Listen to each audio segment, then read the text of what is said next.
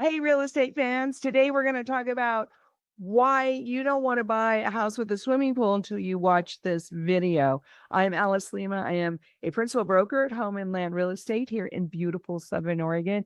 And today we've got three things we want you to keep in mind if you're buying a home with a swimming pool in ground, specifically in ground swimming pool, or you're buying a home with a yard and you're going to put in your own swimming pool. Three things to talk about. First of all, materials.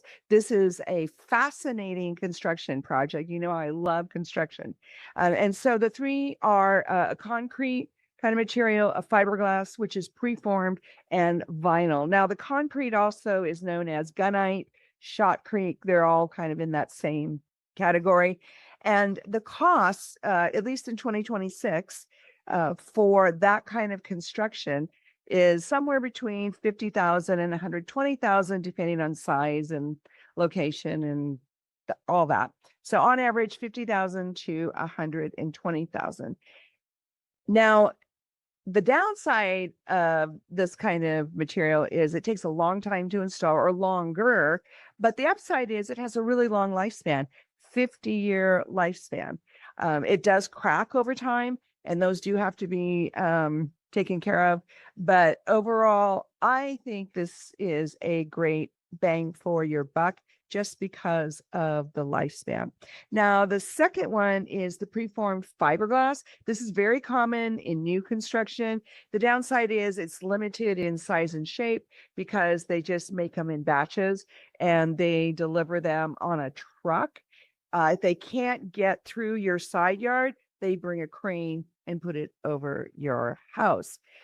So you're limited in size and shape. That's the downside, but they're much quicker to install. The lifespan of the shell itself is 30 to 40 years. However, they do have a coating, and people don't talk about this very much.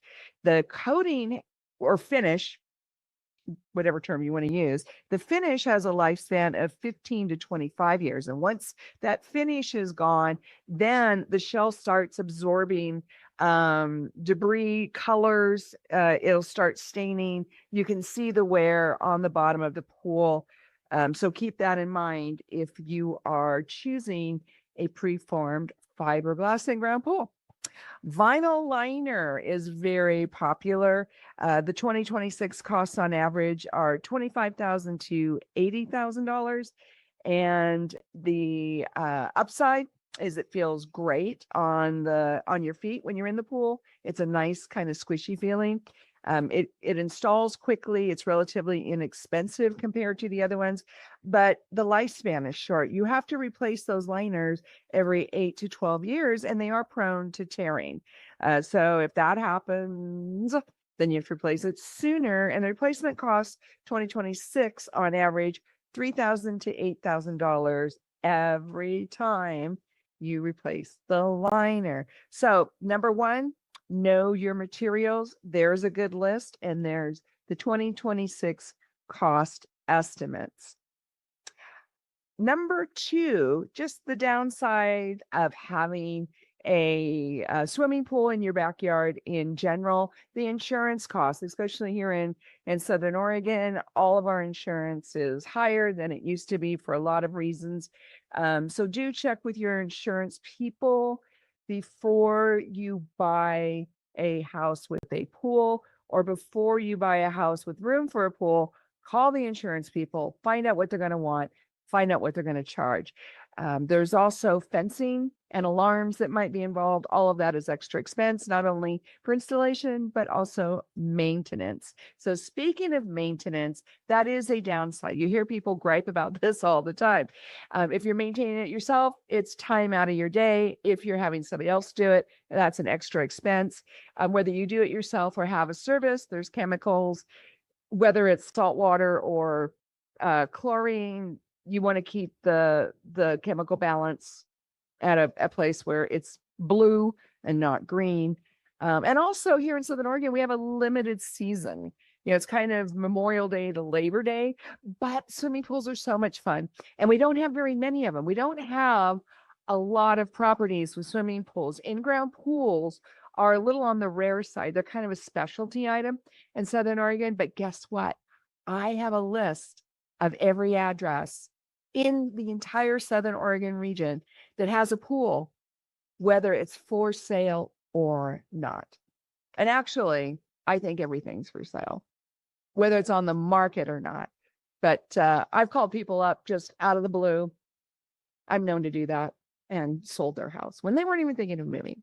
But anyway, that's a different podcast. So the downside in general of having an in-ground pool in your backyard: insurance, time, expense, limited season upkeep. And if you need fences and alarms, then that's just more stuff to take care of as well. Now let's talk about number 3, which is resale. Now I know homeowners that have pools in their backyard. They think it adds a lot of value, and it doesn't. Talk to the appraisers. It doesn't add as much value as you would think. So just know that going in.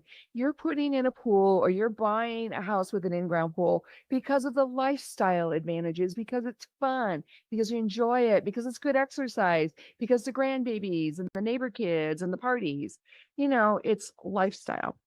So go into it with that in mind, because here's the thing: the resale in a down market is only going to be $20,000 to $50,000 in a downturn.